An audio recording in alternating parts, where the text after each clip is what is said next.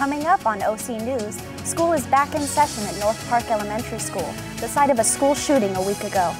Portions of Laguna Beach are closed. We'll explain why.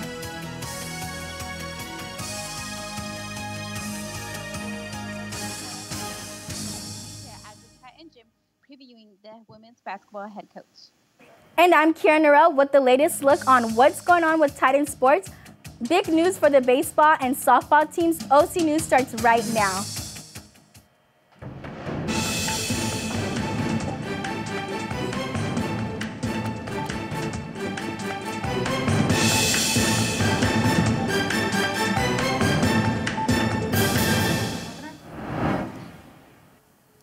Welcome, and thank you for joining us on OC News. I'm Kiana DeLeo. And I'm Christine Mason. OC News is brought to you by the broadcast journalism students at Cal State Fullerton. A new era has begun for CSUF women's basketball. After 26 years without a winning season, in hopes for a change, the Titans welcome new head coach Jeff Harada. Our reporter Lucero Alberto has the latest. Thanks, Kiana. Well, it's only been a little bit over than a month since the previous women's head coach Darren Park stepped down against allegations. The new search began, but now it has ended really quickly. Cal State Fullerton named Jeff Harada the new head coach of the women's basketball team, and the department couldn't be more excited. Now Harada officially became the Titans' 11th head coach after coming from the Central Washington University in Ellensburg, where he was able to double up, that's right, double up their overall win, and that is something that the Titans are definitely looking forward to. What's most exciting is that he has a record for turning teams around for the better, so we can definitely expect some winning seasons for the Titans. Some of his accomplishments include a total of 7 postseason appearances in his 18 years of coaching, with the latest being in 2014 at the Women's National Invitation Tournament. Expectations are high, but Coach Harada is calm and knows the true potential of the Titan girls. Lucero, I've got to ask you about the feel at this press conference for the new head coach. What was the present like at this event? The feel is really good. The coach is really motivated. He's really excited to go ahead and get started with the girls. He knows that a big change is coming, and the girls cannot be more excited. They're a little bit shy right now. They're testing the waters with each other. But I know that I talked to some of the previous girls, and they're really excited to get started with this new coach and go and get a new good winning season for the Titans. Thank you so much, Lucero. We look forward to the Titans having a good season. Parents shared prayers and students shared hugs outside North Park Elementary this morning as students returned to school for the first time since a gunman opened fire in his wife's classroom, killing her and an 8-year-old boy. As students arrived, they passed a sign that read, "We love you." The school had been closed since April 10th. Campus staff said security has increased since the shooting. There are 2 students in the classroom that were behind the teacher that were struck by gunfire. Canyon High School in Anaheim recently received an email threat. Police department handled the case immediately, and the email was deemed a hoax. There was no evacuation or lockdown necessary.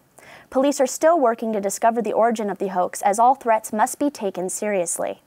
Portions of Laguna Beach remain closed today after 5,000 gallons of sewage spilled into the ocean on Friday.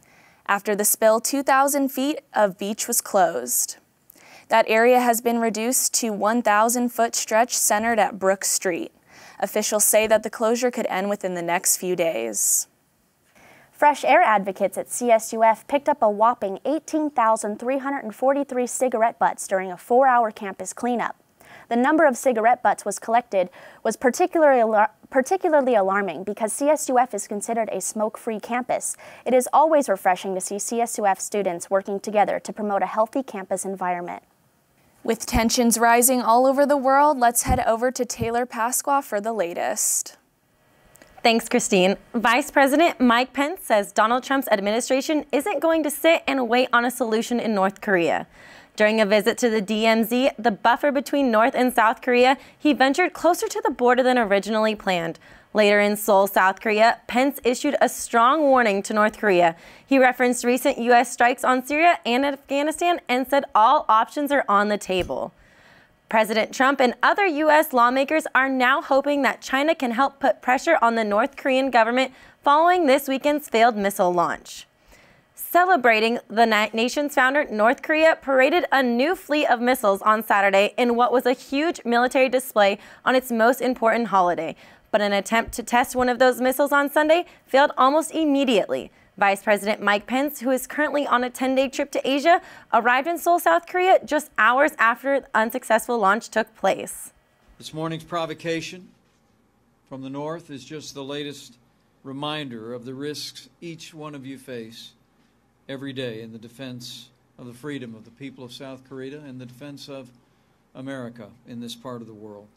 Secretary James Mattis issued a statement saying the president was briefed on the missile test and had no comment, but Trump leader tweeted that China was helping with, quote, the North Korean problem, end quote. Some U.S. lawmakers believe that China has the power to put diplomatic pressure on North Korea by threatening their economic ties and their ability to finance a nuclear weapons program. If China doesn't reign in North Korea, Trump said last week, the United States will.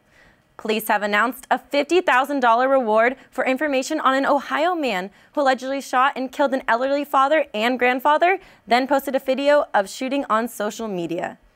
37-year-old Steve Stevens is now the subject of a multi-state manhunt. Police say Stevens' phone last pinged in Pennsylvania. Information is emerging about the victim, 74-year-old Robert Goodwin Sr.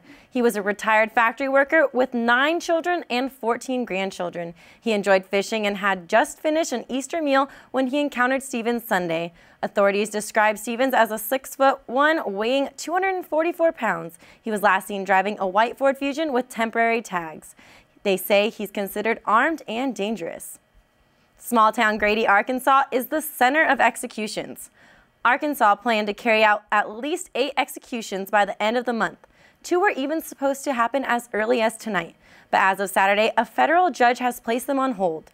The 8 inmates were scheduled for lethal injection at the end of April because the drug was set to expire. The supplier of the drug has argued it wasn't supposed to be used for capital punishment in the first place. And lawyers for the inmates say some of them are not mentally fit for the death penalty. Whether it's humane or not is an argument that will never be settled. Protest emerged in Little Rock, Arkansas Friday. Actor Johnny Depp even made an appearance and spoke briefly. Depp and other celebrities have been known to advocate for death row inmates. While ideas were rolling out halfway around the world in Seoul, the Trump family hosted its first White House Easter egg roll earlier this morning. An estimated 21,000 adults and kids showed up for this annual tradition. First ladies usually take a leading role in organizing Easter egg rolls, often adding their personal touch.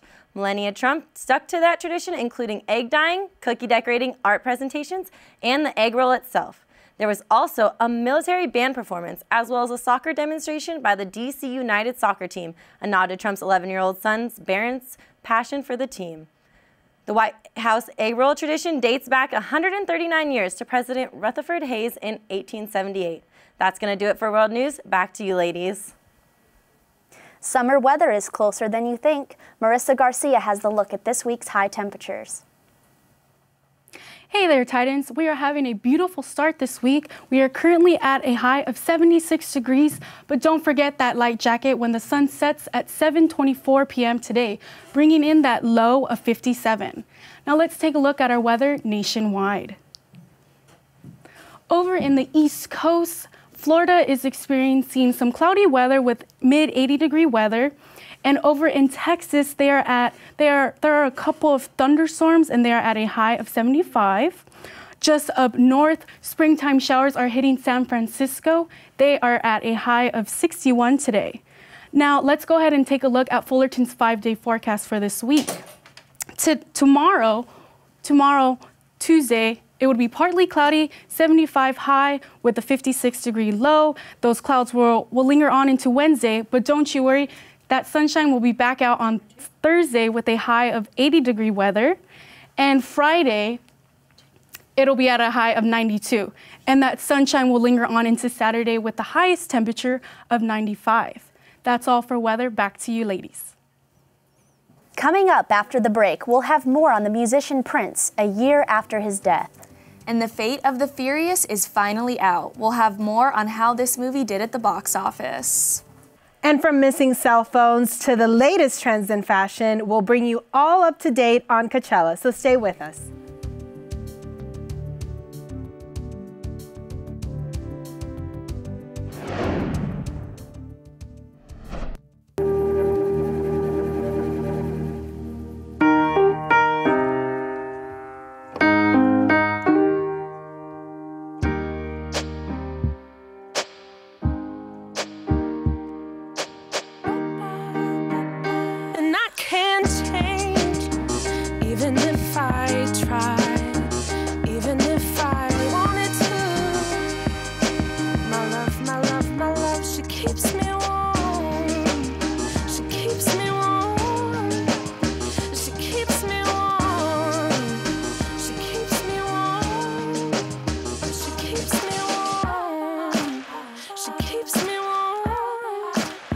We are neighbors and best friends. I love my sister.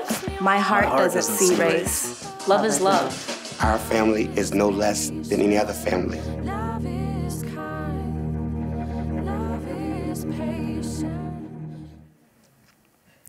Opening weekend for Coachella is down in the books, and Shaira Arias has the latest on the magical festival. This year's Coachella Festival had everyone starstruck over performances by the hottest names in music. One of the biggest names that hit the stage, of course, was Kendrick Lamar.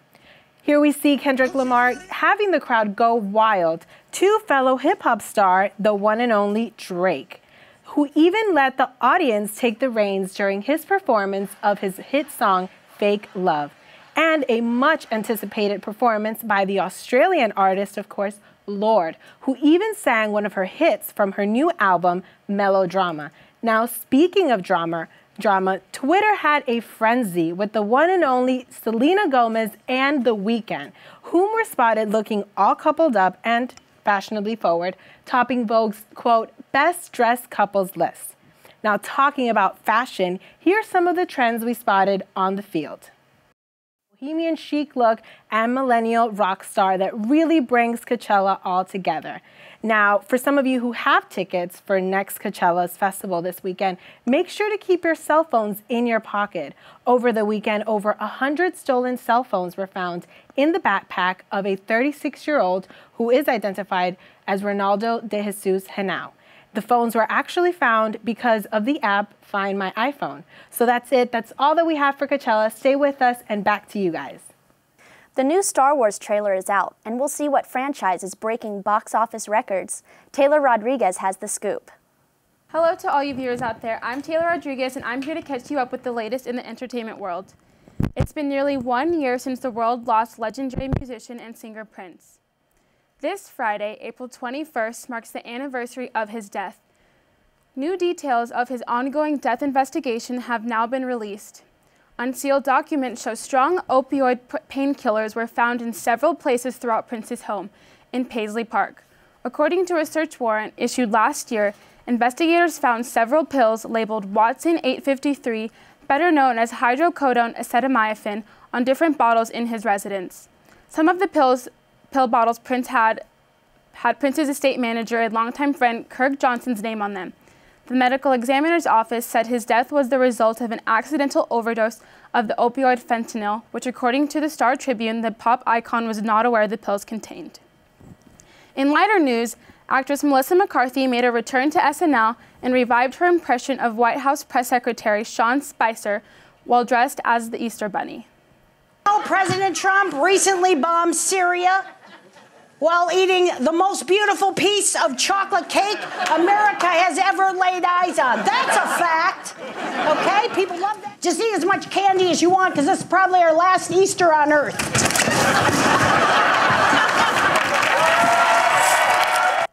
The show also saw the return of legendary SNL cast member Jimmy Fallon, who played Jared Kushner, who is now an advisor to the president and the husband of first daughter Ivanka Trump.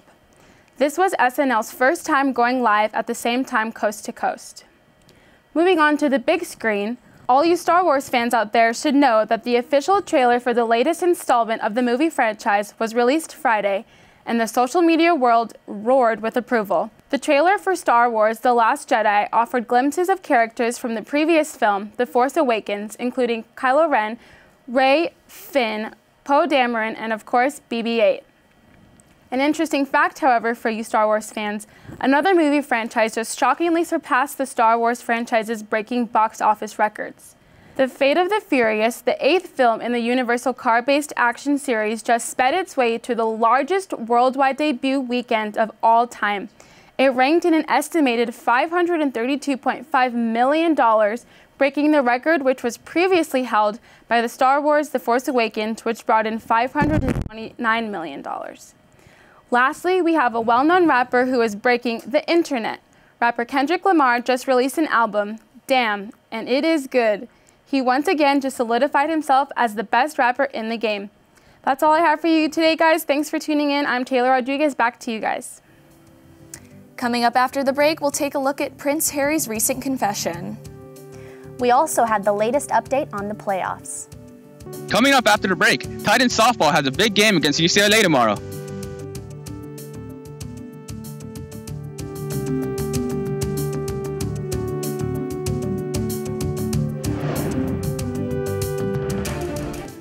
If I got to go to college, oh my goodness.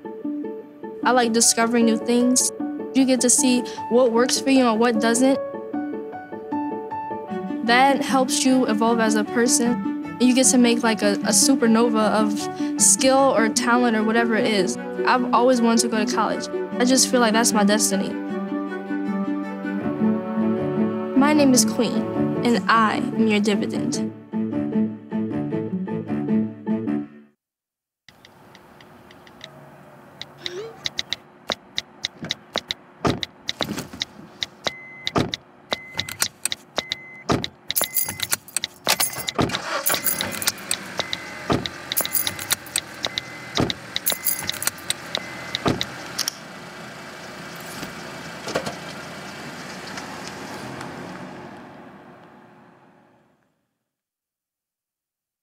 From allergies to royal mental health confessions, Francesca Loren has all things health coming your way.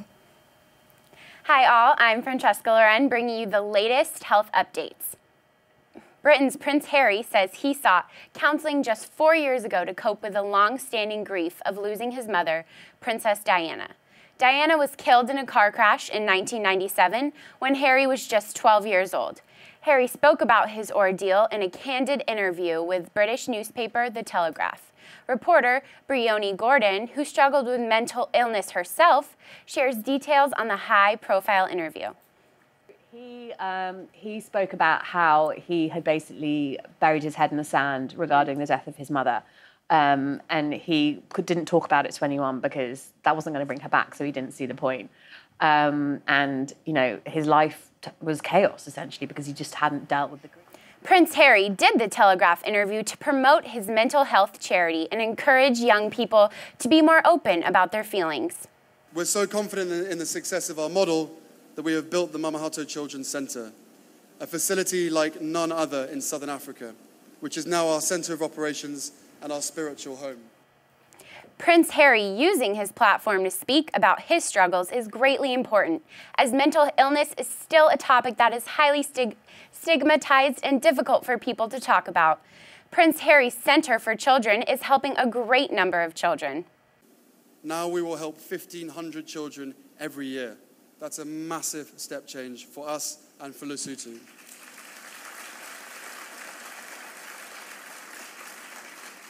It is a known fact, aspirin can be an effective pain reliever, but new research has found another potentially life-saving use for the drug.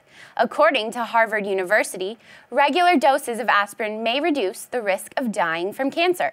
Of the more than 100,000 people studied, men who took aspirin regularly had a 15% lower cancer mortality rate than those who did not take it. For women, it was 7% lower. In the study, the largest impact for both sexes was colorectal cancer. Researchers also suspect aspirin may significantly reduce the risk of death for men with prostate and lung cancer. For women, regular aspirin may help fend off death from breast cancer. Previous studies have also found that aspirin can help patients at risk for heart attack or stroke. Not everyone should take a daily aspirin. Doctors do not recommend it for everyone. Researchers say that benefits do outweigh the risks for most people. Do you love caffeine and pearly white teeth? A new brew might give you the best of both worlds. This is Clear Coffee, and it's a British-based creators say that the first colorless coffee on the market. According to the company, the coffee is made from Arabica coffee beans and pure water, and produced by methods which have never been used before. However, it is unclear what those methods are, and a full ingredient list has not been released. The company says that the transparent coffee will do wonders for your teeth, as the dark color of other coffees tend to stain. The coffee is available for purchase at CLRCFF.com, but it isn't cheap. A 2-pack costs about $7.50. Summertime is here, bringing beautiful flowers, green grass, and budding trees. But for allergy sufferers, it can mean weeks of suffering from the pollen. Allergy medicine is the most common treatment to help with mild to moderate symptoms. If you start these meds before experiencing symptoms, you may keep them away. When allergy pills don't seem to be helping, it may be time for allergy shots. It can also help to keep the windows closed and the AC on to reduce exposure to pollen. Another tip, take a shower when you get in if you've been outdoors for a while. This will wash away the excess pollen. I'm Francesca Loren for OC News. Back to you. With all the latest in Titan sports, here's Kiera Narol with more.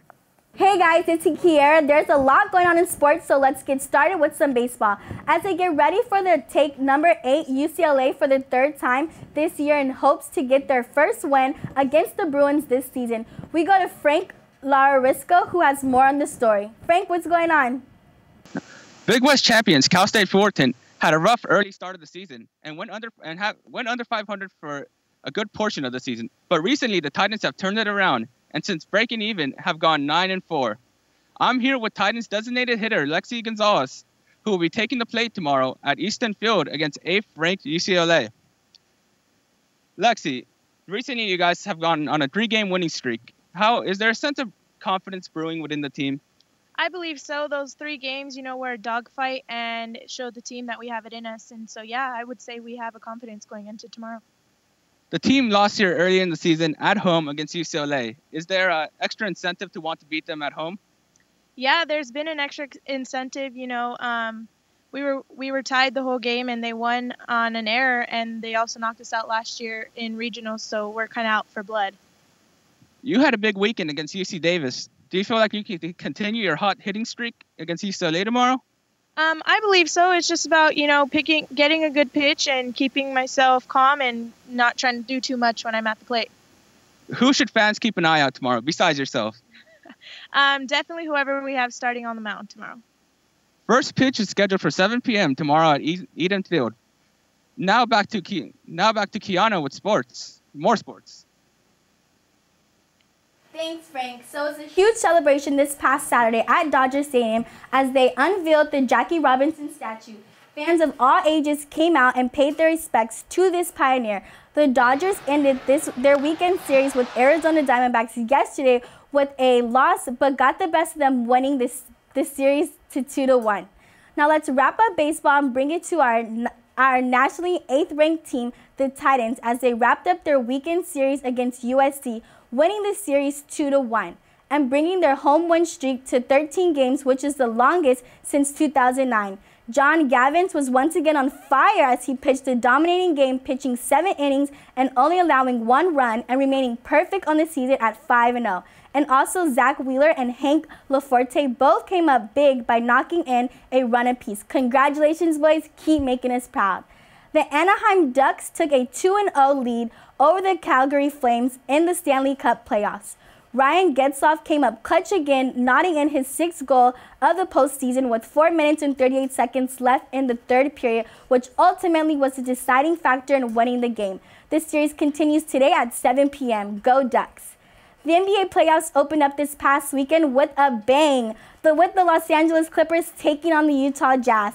The Clippers lost a heartbreaking game as Joe Johnson of the Utah Jazz hit a game-winning floater as time expired, with the final score being 97-95, giving the Utah Jazz a 1-0 lead in the best-of-7 series. Play will resume on Tuesday at 7:30 at the Staples Center. Another hot series during this NBA playoffs is the Oklahoma City Thunder, led by MVP candidate Russell Westbrook, versus the Houston Rockets and another MVP candidate, James Harden, who was once a former Oklahoma City teammate. They both had an amazing year, Russell Westbrook breaking the 55-year-old triple-double record for the most in a season. Now on to the game. James Harden and other Houston Rockets came out firing on all cylinders, destroying the Oklahoma City Thunder by 31 points, leaving the final score 118-87 in Game 1. James Harden put on an MVP performance with 37 points, 7 rebounds, and 9 assists. This series will resume on Wednesday with Game 2 at 5 p.m. As we wrap up the sports session, I just want to say condolences goes out to Isaiah Thomas of the Boston Celtics, and who lost his sister to a tragic car accident, as well as Todd Heap, former player of the Baltimore Ravens, who lost his daughter in a heartbreaking accident. And that's all that I have for sports to you guys. Back to you guys in the studio. Last Thursday, Cal State Fullerton students showed off their filmmaking skills at the Orange Film Festival. Frank Lara Risco has more. The Orange Film Festival gave students the opportunity to get some peer recognition for their work. These student-made films range across various different genres and subjects, such as nature in Mike Acarone's film Through the Mountains, and a popular video game tournament in Smash at the Balcony, directed by Adrian Nieto and Alexandra Walls. One film which garnered much applause was Brave Zones, directed by Jesus Hernandez. Brave Zones dealt with perceptions about the LGBT community and safe spaces. So at the time that I was actually thinking of this film, there was a lot going on in the LGBT community. The massacre in Orlando had just happened. There was some controversy going around about what safe spaces were and if they were necessary. So I just wanted to build on that and show what they provide to the LGBT community specifically. At the end of the night, festival goers and judges were both given the opportunity to pick their favorite flick. The big winners on the night were Dabke and Smash Balcony. Dabke was the festival goers' favorite, while Smash Balcony was the judges' favorite. Audience favorite, Dabke, directed by Dana Itani, provides an in-depth look into Lebanese culture and dance. The inspiration behind Dabke is just the culture where I'm from. Me as a person, I love to do it. I do it all the time at like all the festivals. So it's a big part of like myself and watching my elders kind of do it growing up. The Orange Film Festival was hosted by Associated Students Incorporated Productions. I don't think there's ever been a film festival here by campus, and we're doing that. We're providing that that space to show off your film, to show your cool story, your documentary, your experimental film. Reporting for OC News, I'm Frank Larisco. That's going to do it for us here at OC News. We would love to have you connect with us on social media. You can find us on Facebook, Instagram, Twitter, Snapchat, and YouTube, all under the handle OC News CSUF. We'll see you next time. Have a good night.